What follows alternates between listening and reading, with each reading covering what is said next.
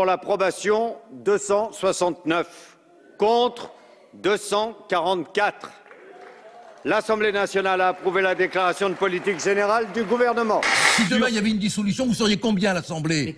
François-Michel Lambert. Attends, alors François-Michel Lambert. C'est un peu votre caquet quand même. Votre caquet moral en plus. Vous faites la leçon, nous on est méchants, on exclut. Voilà. Oh, mais non, mais attendez, vous êtes des malades. 32 députés socialistes se sont abstenus. Vous n'avez donc, on l'a dit, qu'une majorité relative. Est-ce que vous vous sentez ce soir un Premier ministre en sursis? Pas du tout. C'était un débat évidemment nécessaire, mais moi, ma priorité, ce sont les Français. Ce ne sont pas des comptes d'apothicaires. Ce député proche de Yanukovych, l'ancien président, à la poubelle, jeté par la foule, la tête la première, devant le Parlement ukrainien.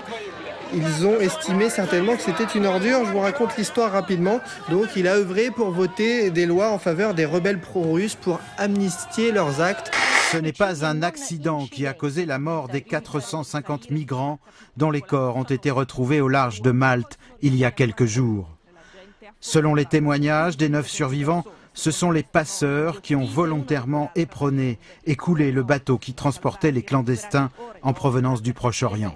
On connaît le McDrive pour acheter son burger sans descendre de voiture. Cet Américain, lui, vient d'inventer une autre espèce de drive-in. On entre en voiture par ici, on s'arrête devant cette guérite et là, le rideau s'ouvre sur un cercueil. Eh oui, c'est le premier drive-in funérarium pour dire au revoir à ses proches en restant tranquillement et bien en vie dans sa voiture.